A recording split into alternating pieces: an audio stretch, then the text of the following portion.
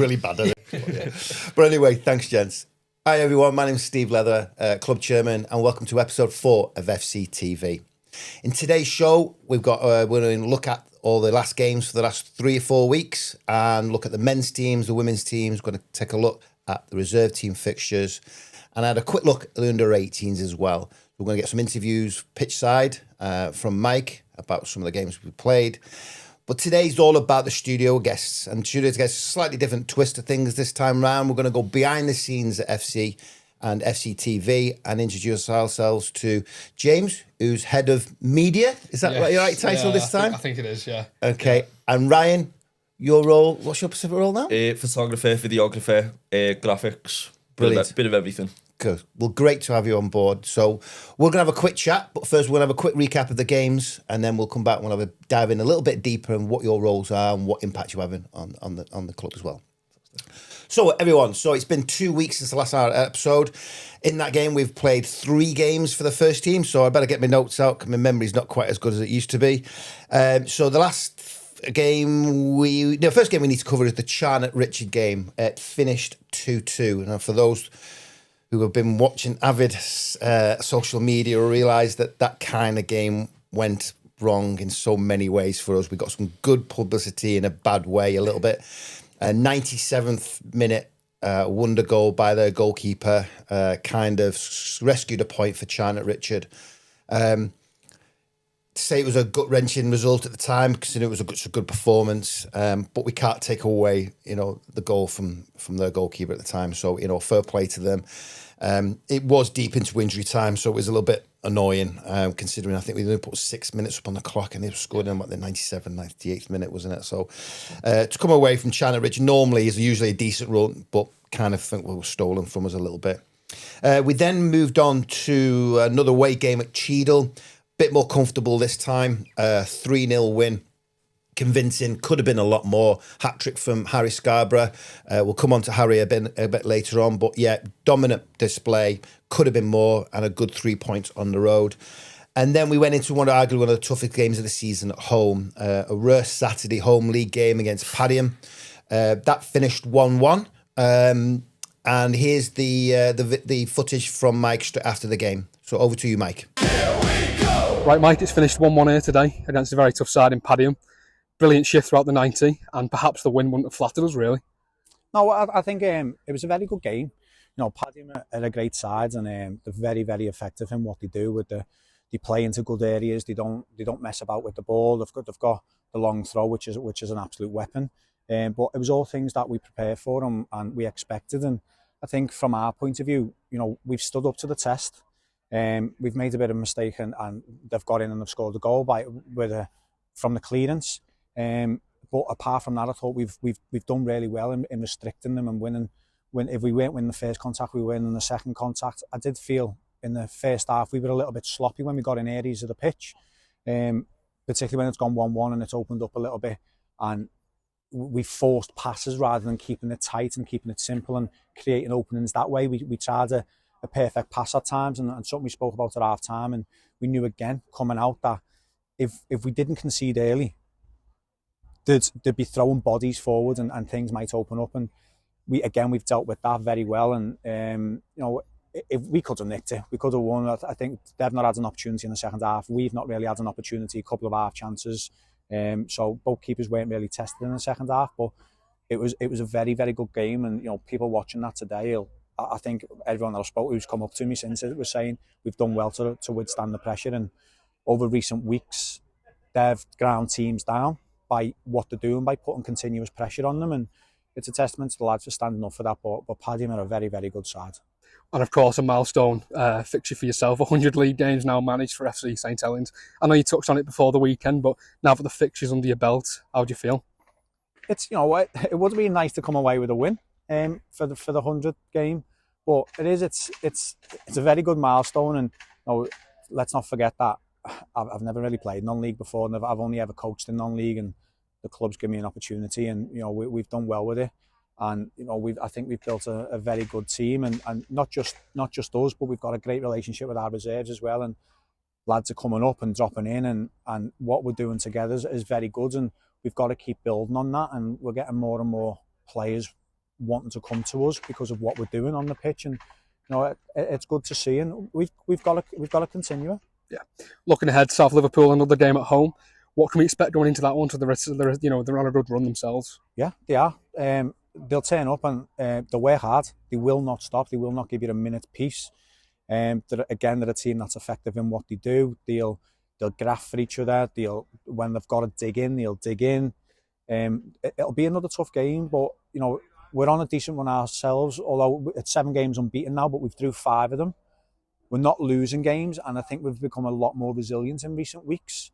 Even when we are going down, we have belief to come back, and we've got to think about what we're good at and what we're doing, and we won't go into any fixture feeding them. We've got to make sure we're going into every fixture looking for 3 points, but at the same time knowing that we cannot lose the game, or we don't want to be losing the game, and have that mentality about us that, regardless of if you're off it a little bit, you're working hard and you're digging in and you make sure you're helping your teammates out, and we'll put ourselves in a good position to go and get 3 points. Well done. Thank you, Mike. Thanks, Mike. Okay, let's move on to the Resis. Only a couple of games since last time we spoke. Disappointing result, I would say, 1-1 against Lostock. But considering having a chat with the managers, etc., it was quite a young side out in that game. So quite a few under-18s made their debut, and 1 or 2 old faces came in to help support the squad a little bit. So whilst it wasn't a defeat, it was kind of a little bit disappointing not coming away with all 3 points, considering Lostock are probably struggling a little bit in the league. Then just Saturday gone, vital away win, 3-2 win against Garswood. Slightly closer first than the last time we played them. I think it was about 7 or 8-1 thing last time we played them. So, but they've had a complete turnaround in team management and team. So good to come away from with a 3-2 win and 3 points on the table. I do have to say, because I know we'll be watching today, 𝗙𝗧𝗩 yet again gets his mouth in trouble, sin binned again. I've had a phone call from the FA today about his manner, which I will speak to him a bit later on. So I'm coming for you, 𝗙𝗧𝗩. So yeah, then we moved on to the women's side. Now, last time we spoke about the women's, we just spoke about the FA Cup exit against Leeds. Again, 2 games, and in rarity, 2 losses. It's fair to say the away game was the Mancunian Unity women. They were away in the cup, give some fresh legs out, and some the other fringe players a run out. Game of 2 halves, I believe. I think the first half was much better than the second half, and we ended up coming away with a 2-0 loss and exiting in the cup. And then Sunday, against Ashton Town Ladies, again, one of the teams pushing for promotion along with our women's team. Again, coming away with a 2-0 loss. We're not heard from Rosie just yet, but I'll be hunting them down for some sort of footage. Okay, over to our studio guests. James, Ryan, welcome once again. Thanks for having us. Thanks for having us on, yeah. One of the reasons I want to try and get back in, to get you into the studio today, is to talk about what's happening behind the scenes regarding social media. Let's learn about how the club have engaged with that, where we can go with it, etc., etc. You probably know, and we've had this conversation before, I'm a bit of a dinosaur when it comes to social media. I know how to twit, or X, if you want to call it these days. Yeah. But I think it's important that the guests that are watching this might not necessarily be as savvy as you guys, and I'd like to think you're all out there a little bit as thick as I am on this kind of stuff. But, so let's just put it in layman's terms, really. What impact does social media have, and how does it affect the game itself? So sorry, my phone's I forgot to put my phone on silent. Do apologise. Jimbo. The vibration is not straight. That is going in the blooper section at number 1. Unprofessional as man. Disgraceful. It's on sleep mode. Sack him. Sacked in the morning. Sacked in the morning. Can I check yours is off now? Mine is off. I'm Right. 100% sure of that because I'm a professional. Right, it's now turned off. Fully turned off. Sorry. Okay, so and how does social media impact the club? Can you tell us a bit more about that? Yeah, so I think first and foremost, it gets the club seen from a wider audience. Obviously, we've got the people who come down week in, week out, but there's people out there who don't have the chance to come down. And like you saw with, unfortunately, when we conceded, we were on Sky Sports. So it puts you out there if things happen. But our job mainly with it is to just kind of constantly, feed the club and get it seen, really. Yeah. And we've got players in the squad, especially in the first team, who they embrace it massively, and they really push it on as well. So it's interesting when you say that. When you say the first team in particular are embracing that, I mean, how are they embracing it? Does that mean they're actively engaging in that post? Yeah. So a lot of them share it. A lot of them engage with what we do. Right. I mean, we've most recently just done an interview piece with Jamie Whittaker. Yeah. He was all for it, wanted to do it. We did a few of them earlier on in the season as well.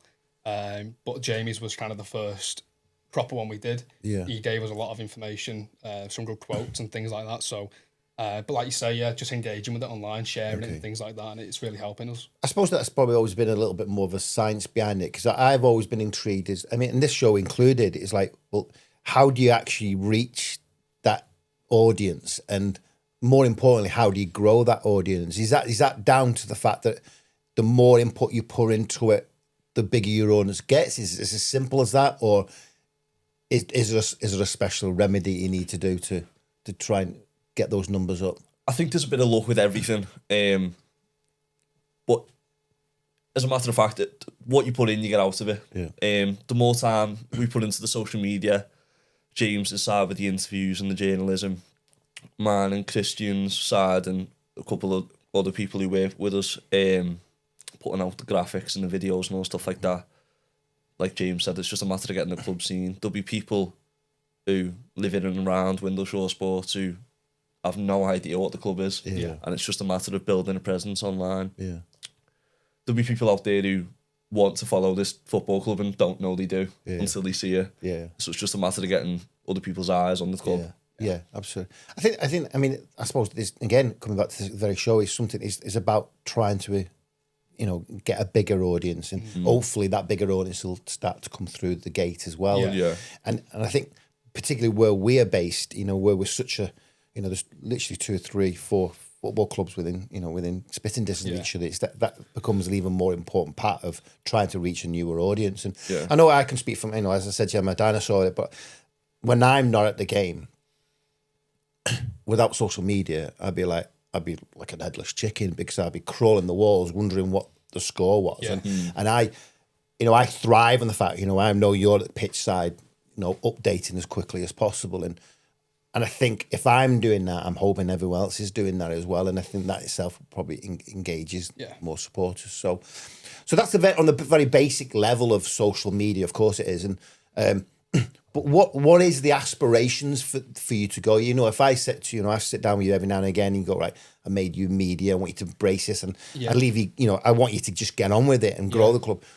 But as a project, where do you see it going? Where do you want to see it go, and how are you going to get there? Is there a plan in motion to expand things a little bit? To be honest, I don't think there is. It's more just we're learning as we go. I mean, we're both fairly new to the club. Yeah. We're both fairly new to kind of what we do as well, in terms of putting it into practice, at least, anyway. Okay. So we're just taking it all as it goes. But I think that at least for myself anyway, the main goal is we want to get the club scene. We want to get the lads scene. We want to get the fan base, all of it just kind of out there. Yeah. You see some clubs, even at our level, below our level, of course, above us as well, that the social media that they've got is, fantastic. It makes the club, in a sense. Yeah, I think one of the main important things, as a club leader type thing, one of the things I really think is important in next stage, and it comes to, there's other clubs very close to us that are very good on the social media side, but they kind of heavily more towards the community side of things a little bit. And I think whilst we're exceptional at the match side of it, and the match build up during the match, post match, I think we're exceptional, and are probably one of the best out there for doing it. As part of your role would be to expand the role. Is, well, can we get that same person coming in that will do off match day? Do you know what I mean? It's like we're going out in the community, whatever that may be. We've got some big things coming up in the next few weeks. We're tentatively close for the the Bishop Road decision. By the time we record the next podcast show, we will know where we are with that. That's a scenario where I'll be jumping on the phone to you if we're successful. That we need to hammer this out type thing. And that's where I'm leaning probably towards from a club stand, is trying to get the more community side of things a little bit. And I think that itself, like the guys who are following the social media to keep up with the scores, we need to engage the person down the road who's interested in what's happening with that field down the road, or like you just said, there's people literally on our doorstep that don't know. All right, they're a football club, but they don't really know what we do. Yeah. And I think the message is out. We need to get that out a little bit more. And we've got, the women's are coming through, and the disability football and this. And that. So I think this is where we've built successful teams on the field, and we've built successful teams in the management side of things. But we need to build a successful media team now. And so how do we actually grow our social media presence? I think a big one, and something we've started doing, obviously, through what we've just seen there with Mike and Rosie, is engaging with players and staff and putting their voice out there, and their face as well. Not just something written in a post or in an article. It's something that the fans can watch and listen to, and the lads as well. So after a big win, for example, like at Wythenshawe the other week, if they're walking off, we get a video of them celebrating. Yeah, and the fans love that.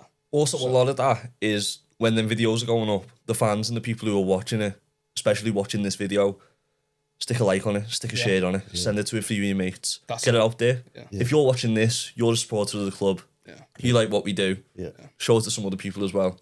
They'll love it as much as you do. Yeah, that's a great point, because one of the main things I wanted to try and ask you about and challenge you about over the next coming weeks is that, and the reason why I want to engage more space, it's not just a game with other clubs about how many followers we've got and etc. The bigger audience we have from a commercial point of view, that's worth value. That's value to us. So I can then go to the likes of the commercial manager or myself, going approaching companies, etc., and looking for that commercial revenue that I can. Well, this is our audience. So, and of course, the most recent one is this very show itself. So, as I said to you right at the beginning, this is our 4th show. We've had some great feedback. We've had some good, thumbs up, that type of thing. But one of the projects I want to set you is I want you to go away today, because I know you've been on it now. So there's a kind of a slight motivation there. So I want you to go away and think about how we can hammer this show to a bigger audience a little bit. The production side of it is amazing. The guests are amazing. We're delivering it. We're delivering everything on, here. Yeah. But how do we get it out there more? I think the first obvious one is playing to the trends of the short form media.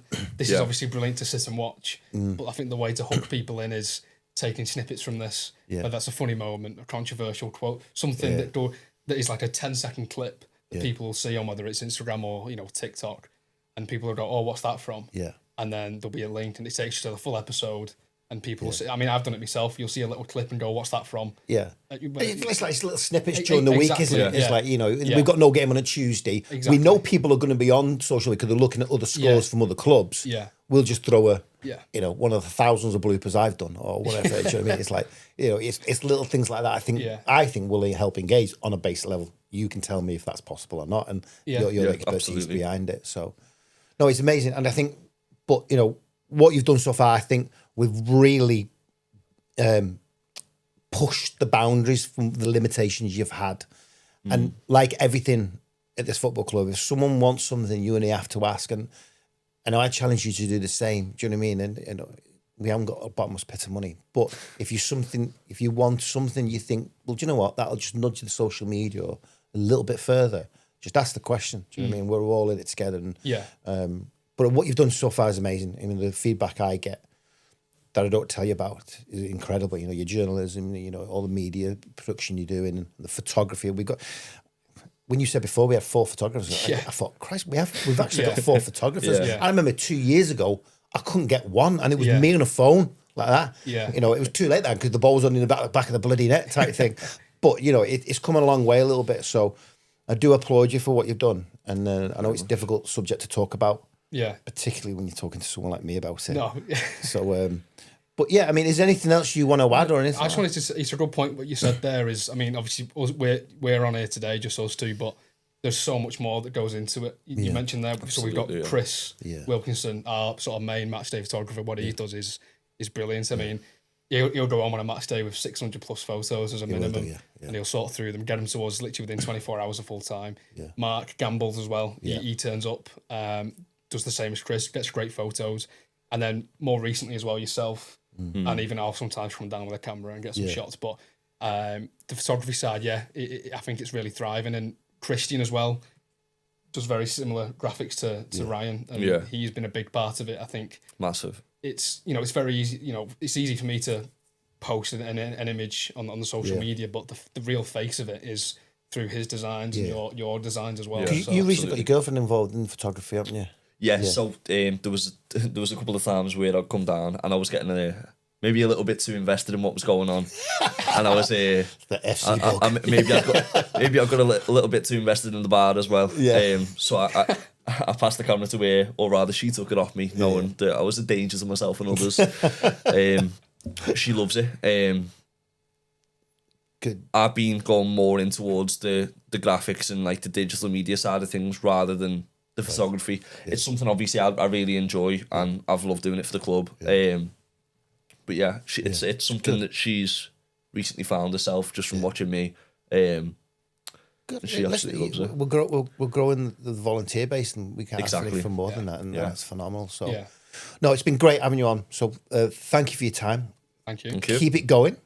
We'll try. We'll get you back in a few more months, and you've got this massive media team, and I look forward to all the production. Like I said, work with Al and the Hyper Studios as well. Learn from experience. At the end of the day, you're both at university. I think you're working yourself now, aren't you? Yeah, no, and you're at uni. So working uni at the minute. So. Use the club as a vehicle to enhance your experiences. That's what we've always said we've done. We've always done at FC. So, but yeah, great. Thanks so much for your time. Thanks very much. We'll probably see you Saturday as per normal. So Friday. Oh yes, Friday. Yes, I would have missed the game. Good job reminding me about that one. Yeah, so that brilliant timing, nice introduction. So yes, the first team games are this week is South Liverpool at home. It's a Friday evening game. Let me just get over. That's a 7:45 kickoff. Yes, down at Windsor Sports. So again, another rare opportunity to get a home game under our belt. South Liverpool are flying at the moment, so it'll be a tough game, that one, as always. Then the following Tuesday, the 18th, we've got, I think that's a nightmare trip, Tuesday to Glossop, North End. What a wonderful place that will be to go to in November. So, but a tough, again, they've come through some recent management changes and player changes as well, so a tough one. And then the following Saturday before the next show is another long trip down to Barnoldswick. So again, I know we've got a couple of away games there, but try and get down on a Friday night. Friday night under the lights of Windershore, I think, is one of the best times of the season, really. It's good for the atmosphere, and, it's one of the few opportunities you can get a decent crowd in. So I do urge you across that. Of course, we've got the Resis as well. It's a action-packed weekend this weekend, to be fair. But we've got the Resis on Saturday. And we've got the women's game on Tuesday. So tune in for that as much as you can. But yeah, that's us. So thanks so much for your time. And we look forward to seeing you and hearing you in the next episode. Thanks very much. Cheers, everyone. See you later.